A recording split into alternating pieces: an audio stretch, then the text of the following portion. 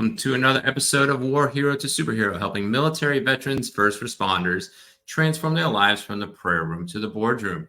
We are back in the bedroom, not boardroom. I just did a podcast a while ago, so bedroom again. For the third week in a row, we have a special guest 4-part series. If you haven't watched all the episodes, you need to go over and watch them. We are getting so popular, we're getting haters now. So continue to watch. We don't like the hater comments, but we'll still go over and broadcast it out. Definitely check us out on YouTube. This is where all our podcasts are housed. You can watch the reels on any social media. So Shiloh is back again. She's transformed her marriage and helped to empower you to do the same. If you haven't watched the other 2 episodes, you have to go back. I'm sorry, you won't know what to do. So we're going to go into part 3 about communicating powerfully, and we're going to bring her back on stage. Shiloh, you back? Hello. Awesome. So, all right, let's go get into it. So, communicating powerfully. I don't know. Sounds a little rough around the edges. So, can you go and elaborate, please? My version of powerful is effective. So we talk about how to communicate. Is it nonviolent? Is it vulnerable? I'm sorry, now I'm coughing. There's these different styles of communication out there in the self-help world, in the relationship world. But my question is, does it work? And if it doesn't work, it's not powerful communication. And working means you have the best chances of getting your message across. You have the best chances of being heard. You have the best chances of inspiring your partner to want to care for you in the way that you're asking. Interesting. So it's got to work. All right. So that's what it sounds like, because a lot of our son's communication styles might not go and work. Thinking about this, is it just for me to apply only? Am I supposed to communicate powerfully? Am I just one that's supposed to be doing all this work? And if not, why not? So when I work with you, or when I talk to you, or when I create a training, I'm only going to tell you what you have to do. Not have to, but what you can choose to do, because your husband is not here at this training. And if he was, I'd be telling him what he needs to do. But honestly, the ways that I teach my clients who are women to communicate is different than how I would suggest men communicate. And that's because men have different triggers that cause defensiveness, and women have different triggers that cause defensiveness. And so I'm very particular about going about this in a way that not only is effective in getting your point across, but it creates a greater connection. Again, that's more powerful than, people say, like, just set those boundaries and just, stonewall this person. And, they have all these ways of trying to one up each other in the power game, but that's not going to bring you together. And so feminine communication, the communication I teach, is also meant to bring you closer together. So the goal is to bring back oneness, in a sense, in that particular regard, because now the bigger, deeper meaning is not just communicating powerfully. How do I be heard? How do I get him to go over and to be like, oh, that's what I'm wanting? Yeah. So like you said before, you want to check out the first 2 episodes. Number 1, put yourself first. Number 2, understand your man. Because if we want to be heard by our husbands, it's not just about using some strategic language and getting the words right and just piecing these things together perfectly. It truly comes from a place of, I am worthy of being heard. Number 1, I listen to myself. So I have the practice of feeling heard on many occasions, because I do it with myself, and that I'm able to trust his heart. I'm not coming in with fear and anxiety and blame that, oh, he never listens to me, he doesn't care how I feel, he's probably just going to be defensive or blow me off. It's like, you have to actually believe these things on a core level if the words you use are going to work. So once you've laid that good foundation, the way you be heard, in a nutshell, is you talk about yourself, and you keep it short and sweet, and you let him know how he can give you what you need. So if you are coming with a request about something in specific you need, like an act of service, take out the garbage, those kind of things, you say, this is something I would like you to do. It would have me feeling loved, cared for, respected. What do you think? And you let him respond. Whereas if you just want to share your heart about something and it's not really about having him do anything, tell him that also. There's something I really want to share with you. And what I would love is if you would just sit and hold me and just listen to the end, because I really want you to know this about me. So this is what I call giving him the key to win. It's like he knows what would feel like a winning interaction for you. I think that's really cool because I've asked my wife several times. I'm like, is this a listening conversation or is this a solving conversation?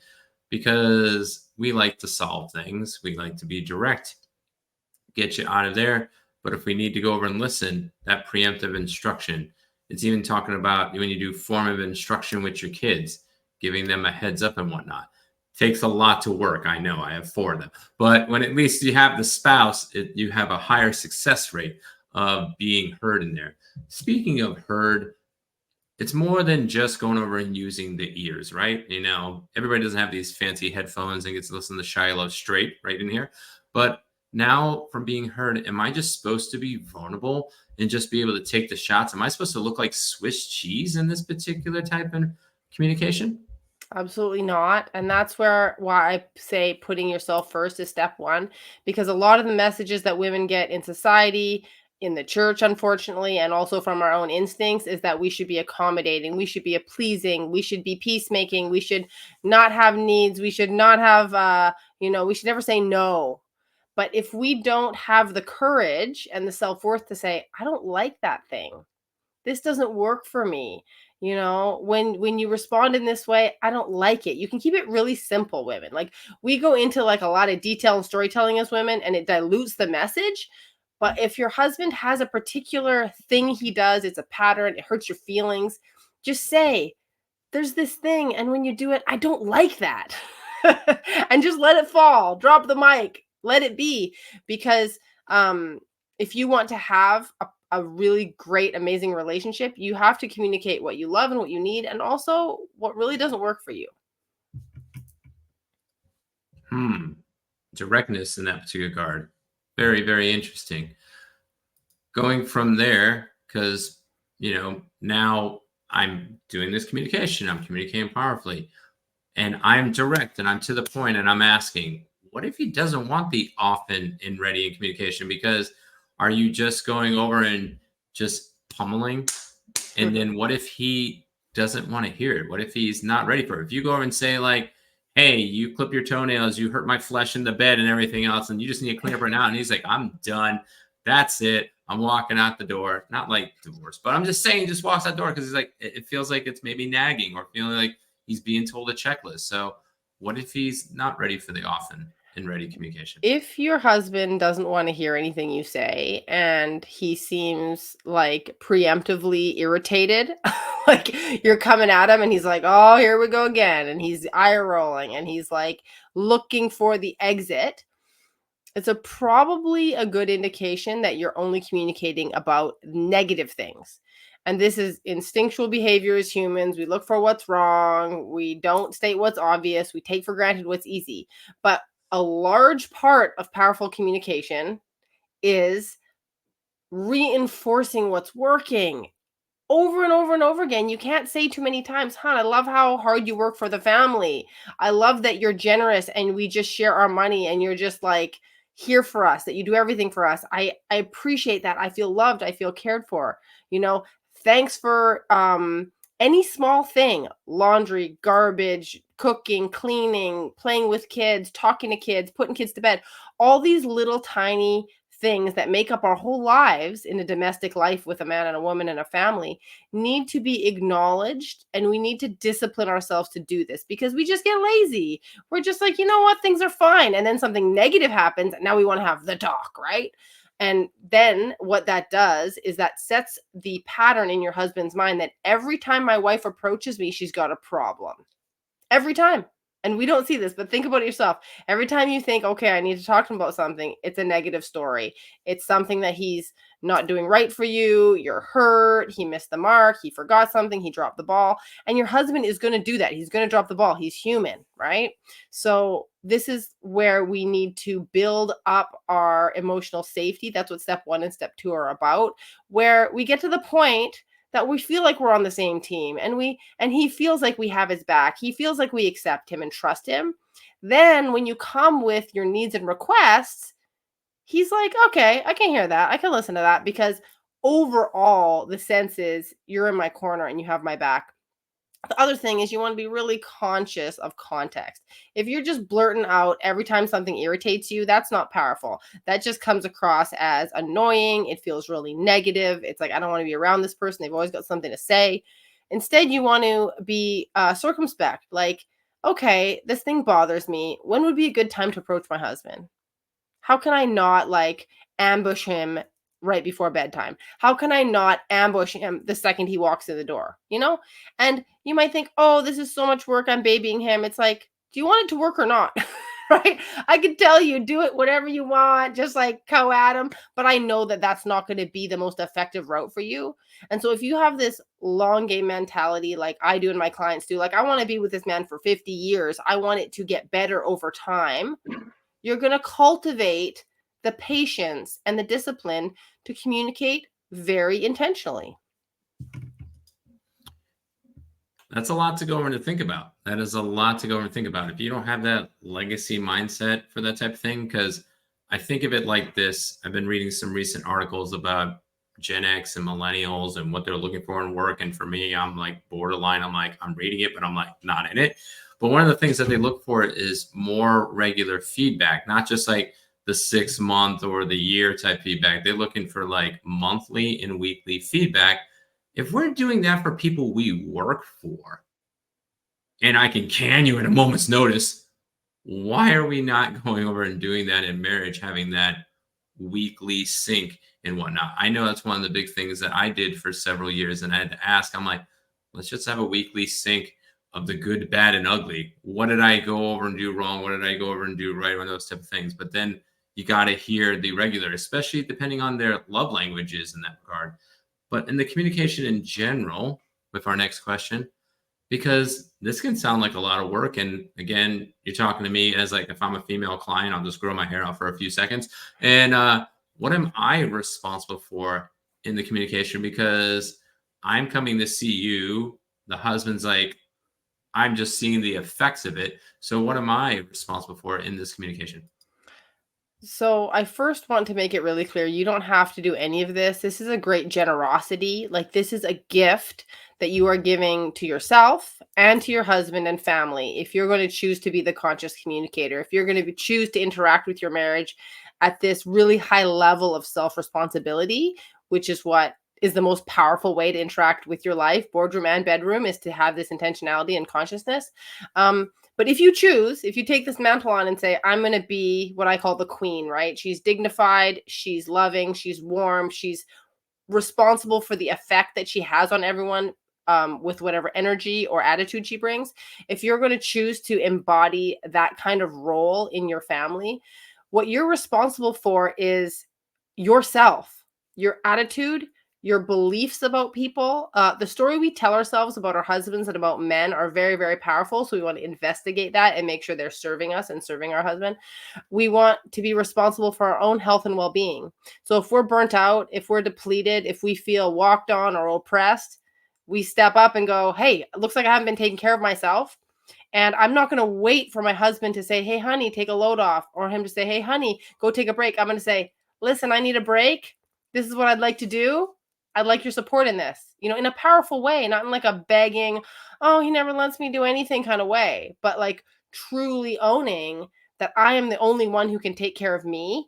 And I'm going to do that, not just because I'm worthy of that as a human being and as a woman, but because I know that's going to give me the resources emotionally and physically to then show up generous, self-responsible, with joy, with love, with compassion and patience for everyone in my home. Because as women, it's the kid and the husband and there's so many things coming at us. And with our diffuse awareness, it can just like, we can just feel like irritable, like, gosh, will people leave me alone? Can I stop getting like inundated with requests? Which means we need more sleep. We need more exercise. We need more time alone. We need more time with our girlfriends so that we can maintain a standard of loving and gracious and dignified behavior that we want to. So it just sounds like we're constantly emptying our cups. Yes, the virtual cup that goes in the background that empties in that particular regard. So it's being responsible of taking care of self and everything else. So now I'm hopeful. I'm hoping the ladies are hopeful. We do all this stuff. We get to step one, we get to steps two and step three. Obviously, these are just steps to remember in a tactical way. It's not like, hey, if I apply these three, it's miracles. But will he show affection back or give me what I'm needing now that I'm communicating powerfully? I got to know myself. I got to know my man. That sounds weird saying this. And going over and communicating powerfully, is he going to give me the affection that I'm needing? 9 times out of 10, yes. Because part of that communication is telling him what you need and asking for it, right? If you just do steps 1 and 2 where you give him what he needs and you provide him with the space and the respect and everything, he's not necessarily going to come and meet your needs because he's not necessarily going to know what those are. So what he will do is he will do what is instinctually natural for him, so like his love language or his modus, his modality, so for some men that's making a lot of money, for some men that's a lot of acts of service, for some that's a lot of physical affection or words of affirmation. And your husband is going to have a tendency that you're well aware of, and he's going to do more of that because that's where he's just coming from instinct and what love feels like to him. But if your way of receiving is different, right? If your husband is an acts of service man and you're a words of affirmation woman, again, these are broad strokes. We have a lot more capacity than this. But if that's sort of how it feels, then it might take him for a little while to really gain the skills to love you the way you would like to be loved. Like, it doesn't happen overnight.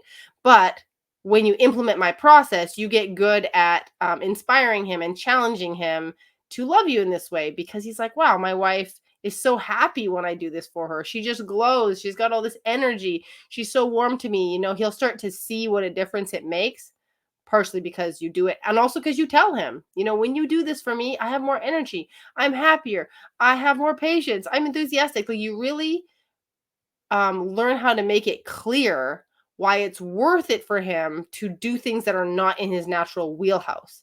So, yes and no. Yes, he's going to start just doing more for you because he wants to. He feels your appreciation and he's fueled up and energized to serve you and love you. But no, if it's unnatural for him, you have to understand that, first of all, learn how to receive what he's giving, increase your capacity to receive, which is a wonderful skill I've learned and I teach my clients. All of a sudden, you don't have one love language, you have all of them, because you can teach yourself to have all 5 love languages, because it's about interpretation and it's about going, oh, yes, this means he loves me. That's why he's doing that. And really sitting with it and letting it sink in. Now, this doesn't mean we still don't have our preferred ways of being nurtured and our preferred ways of being adored. But those ones is where we take responsibility for educating our partners and being very gracious and patient with them because it doesn't come naturally. I think that you nailed it on the head for all the books. Like when we wrote Leave No Marriage Behind, there was 86,000 marriage books on the take when we wrote it in 17, and we're rebranding it this year. And that particular regard, we always gave some of those tactics, but what most people will go over and do and say, all right, this is mine, this is yours. We'll go over and acquiesce to each other, but we don't. And I don't think that they're Gary's intention, but we get the intention of everything from personality or whatever.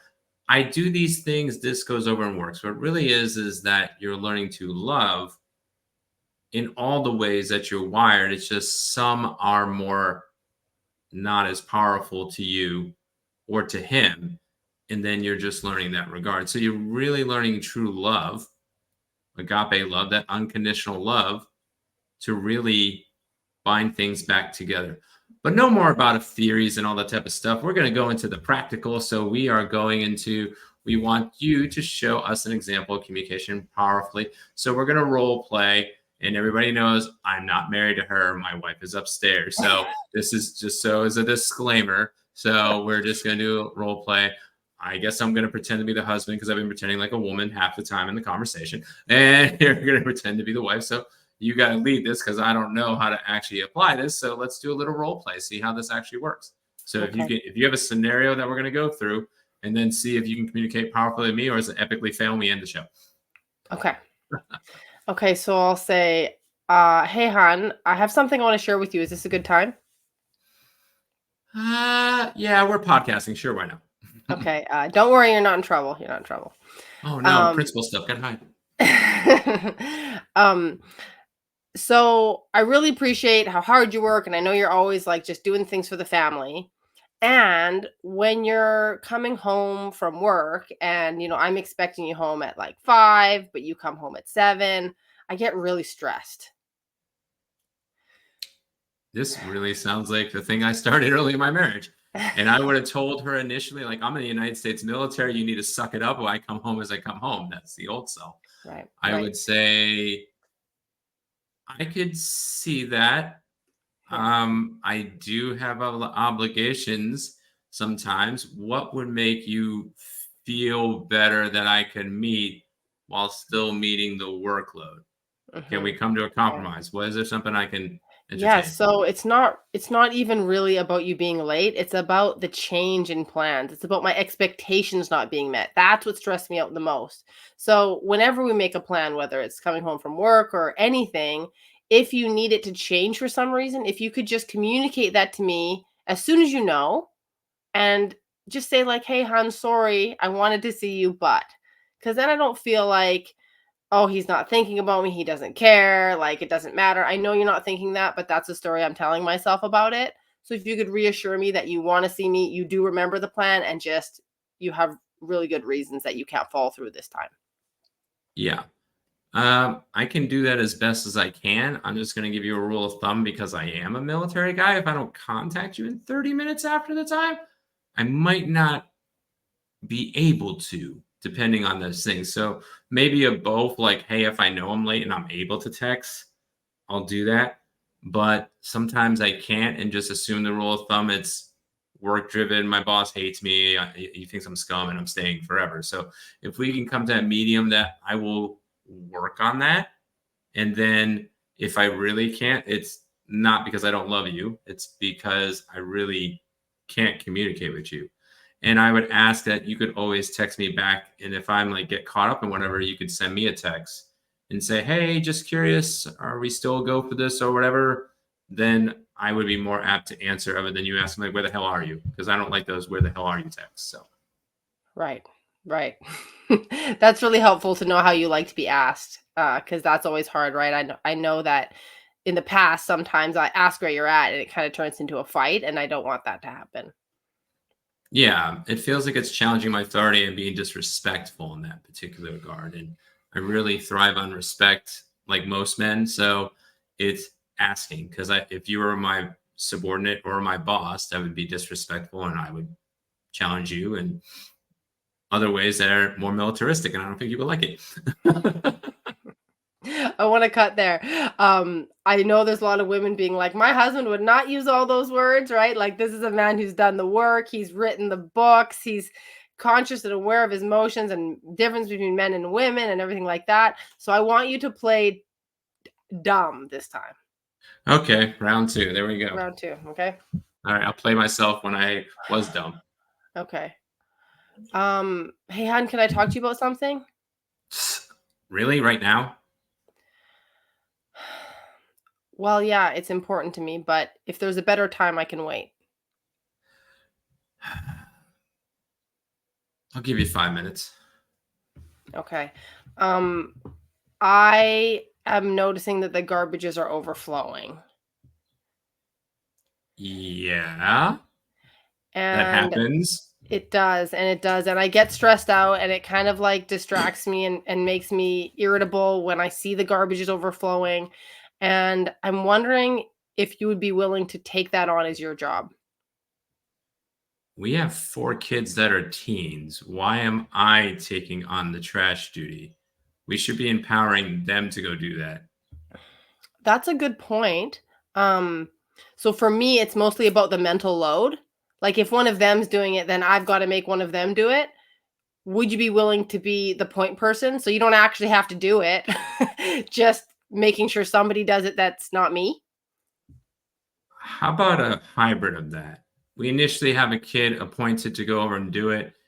And then at the end of the night, if it fails, I'll take responsibility and get rid of it before going to bed. Because you're already going to have me lock the doors and do all that crazy stuff. I can just add that in my routine as one more thing, making sure that you're not getting knifed and killed because I'm locking down doors and barricades, and I'll just take out the trash. But I am going to give the kids consequences if they didn't do the work. That would be great. I guess the only part I'm nervous about is when and how do I tell you that it hasn't been accomplished without you feeling annoyed? I close down the house every night. So it would be like when I close it down at 10 o'clock, I'm checking if it's done. And then I'm basically treating it like my soldiers. If my soldiers didn't do the work, guess who sucks it up? And that's the reason why sometimes I'm late, because they didn't suck it up, Buttercup. I sucked it up. I love Mhm. these millennials. Anyway, but the point of the matter of it is that I want our kids to also be empowered, and they're going to be out of the house in a few years. So they don't need to be jerk faces in the future for the next generation. So I'm trying to teach them to not be jerk faces. So if we can come to a compromise, I think that would be, because that's something I can pick up because I'm already doing a battle rhythm, getting everything for bed. So if you're okay, is that, hey, you're going to wake up in the morning and the trash is gone.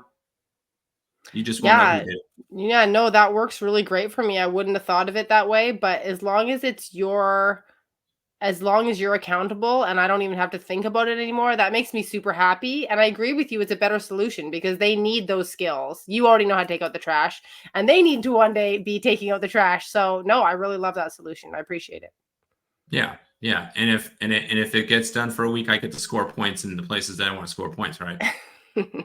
Absolutely. I want a linear pattern. I don't want this whole waving pattern. Just, I have 3 million points. I want to keep them, if you know what I mean.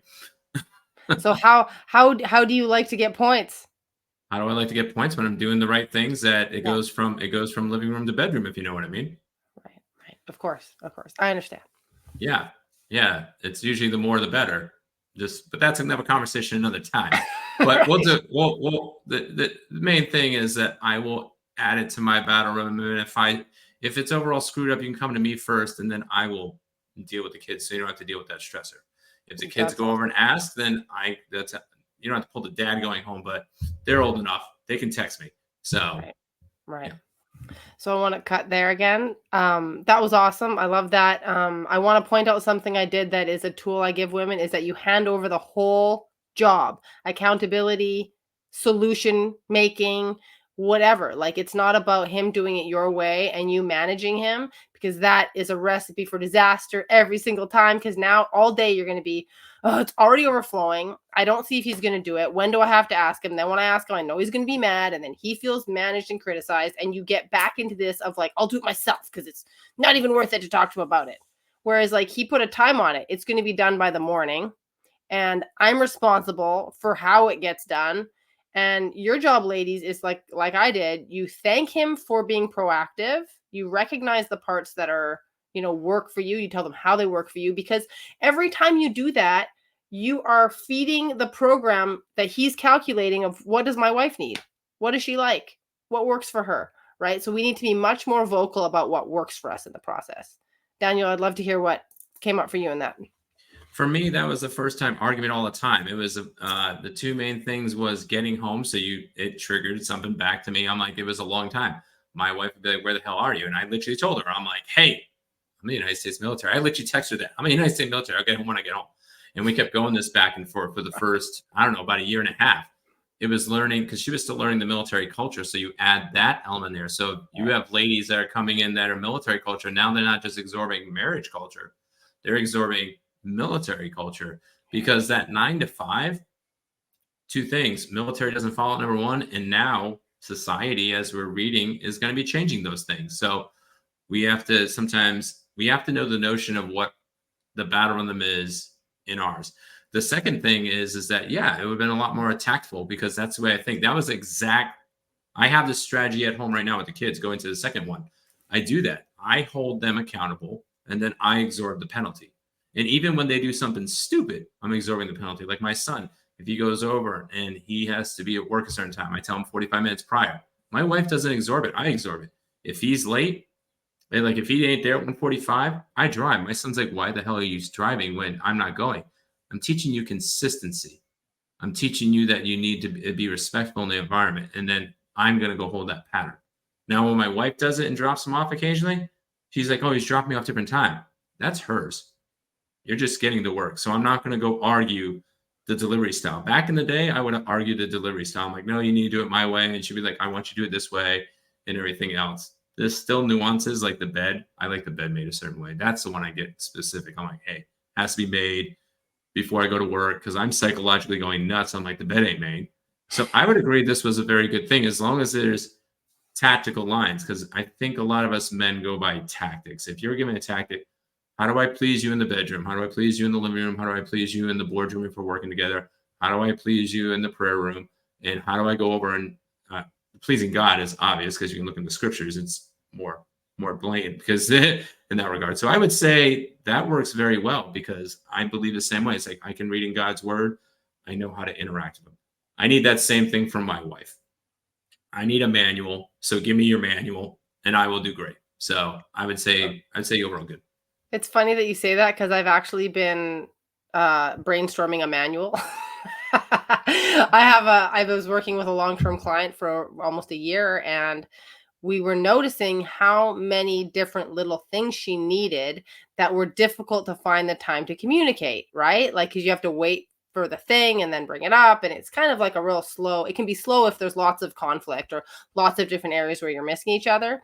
So if anybody listening wants to know about this manual process, message me and you can be like a beta tester and we could make you, I was thinking of call it like binder of heroes or something. Like you've got this manual and it's like, if you want to knock it out the park, or you also just want to know what the basics are, like a levels, like this is how you meet my needs. This is how you like next level it. And this is how you like hit it out the park.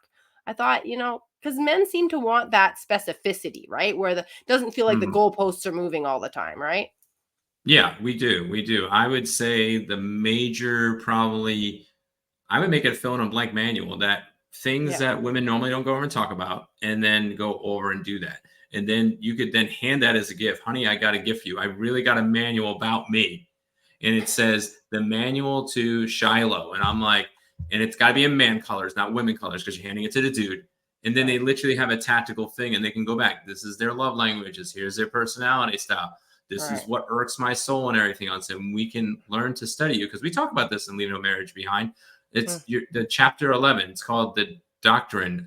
Get your doctrine in your spouse. I'm really not remembering the title right now, but basically we do it stupid. We get our masters and bachelors and all this stuff for our boardroom, but we don't get a doctrine in our spouse. We need to get a doctrine in our spouse. We need to understand that. So it ties all together. I would think it's great. Camo color, if you're going to sell it for military, there you go. Bam, or like certain colors, but I agree with that. I love that. The camo colors would be super cool. Okay. Let's go into our last couple questions. So yeah, that's a brainstorming for a different time. But yes, if you would like to go over and be part of the beta team of creating this manual for your man, so the man can understand the lady, hey, she's looking for beta testers. So go over and get her on some of the links right here. We'll go populate those while we're talking about that. So why, going back to men, why doesn't he communicate this way, like the way I want him to? Why is it I have to be now? I'm making a tactical binder about myself theoretically. So why does that happen? Yeah, it's a real hard one for women, because I even thought about that. Oh, are they going to feel so annoyed that I have to put all this energy into binder? Like, why doesn't he ask? Like, why isn't he trying to study me? There's lots of reasons behind it, but I would say first and foremost that the number one way your man is trying to love you is by providing and protecting. And part of the instinctual makeup of a provider and protector is he thinks he knows what you need, and he's putting all his energy into that. And so he's not really out there gathering feedback. Like that's just not an instinctual pattern for men with their wives. And I think it's vulnerable to ask. It's vulnerable to admit that maybe you don't know, or that it's confusing, or that these emotional things are kind of overwhelming and unpredictable. A lot of things I hear from men is they don't want to say the wrong thing. So that's why you get like the deer in the headlights silence sometimes. And you're like, he doesn't have anything to say. Like, doesn't he care? Doesn't he have feelings? It's like, oh yeah, he has lots. And he's thinking, no, don't say that. Don't say that. Don't say that. Because many times when a man speaks instinctually from his gut, we get really hurt. And it doesn't mean that he's hurtful or doesn't love us. It's just that we're speaking different languages all the time. So what we'll see a lot is men kind of clam up even more over the course of a relationship after 1, 2, 3 fights, or he might feel like I said this thing and now she keeps bringing it up. I can't believe you said that to me. I can't believe you said that about my sister. Can't believe you said that about my mom. Like, how could you even think that? And he's like, note to self, don't make comments.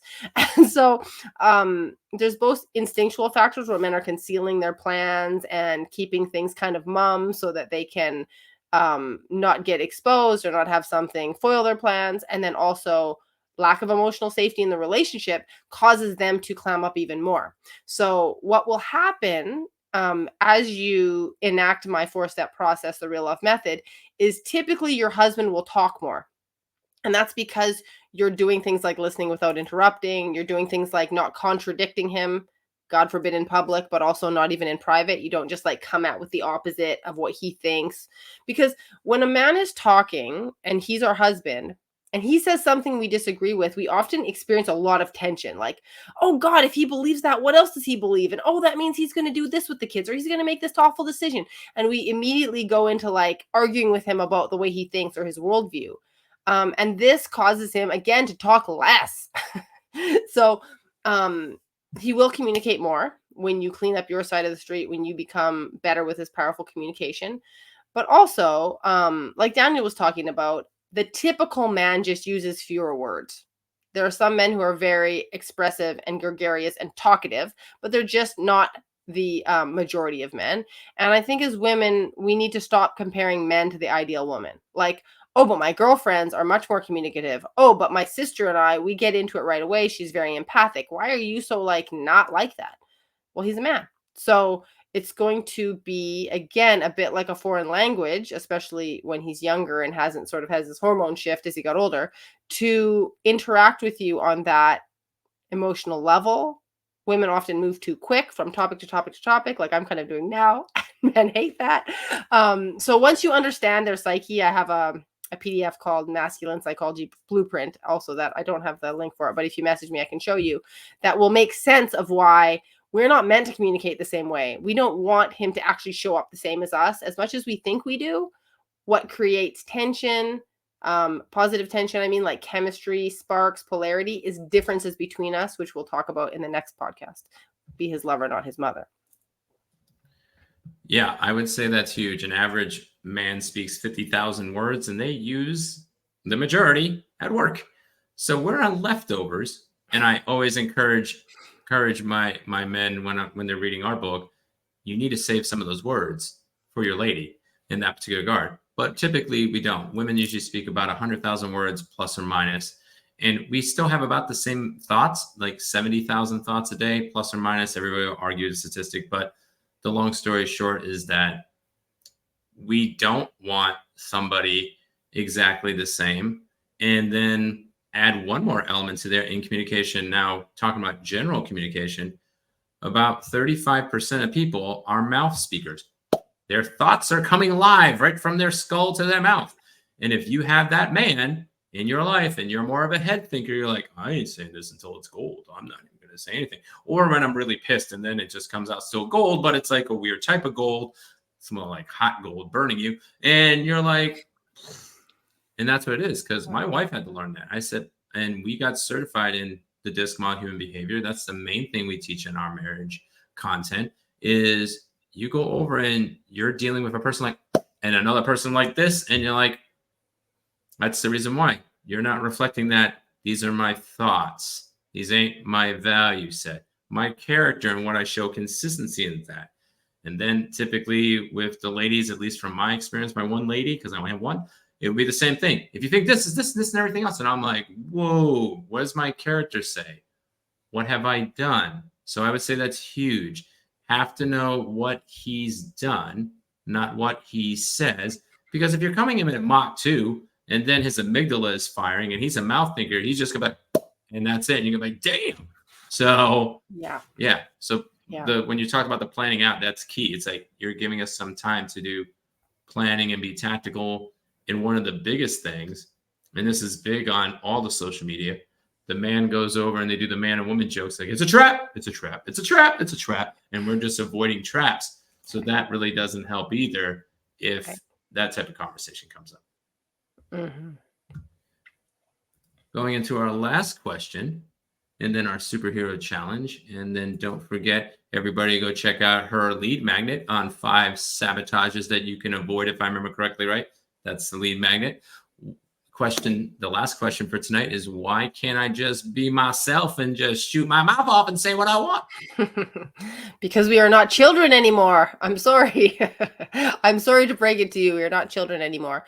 And just being yourself and the way that it's sold in our society is really a form of just emotional immaturity, where we get to vent. We get to pop off, we get to snap, we get to have our opinions. We do not need to exercise any restraint, because restraint is hard work. And who wants to bite their tongue? Ugh, gross, right? I just want to say what I got to say, and you can deal with it because it's the truth. Doesn't work for us. Doesn't work for men, doesn't work for women. A huge part of creating a lifelong marriage that is passionate and connected and has friendship is the capacity to not speak when you are triggered. When you are mad at your husband, I know you're thinking all kinds of ragey thoughts. You're pissed and you're doubting everything, and he never loved you, and how's this ever going to last? And, maybe you're planning your exit in your head because you're just so upset. You're so hurt. You're so scared. We all know that you don't think that way forever. You might come down from that peak of rage, and you might talk to your sister, or you might talk to your pastor, or you might talk to someone and go, yeah, he actually is a really good guy. His behavior is so consistent. He's so reliable. I know he loves me. He's so there for the kids. But he just did that thing that touched a nerve.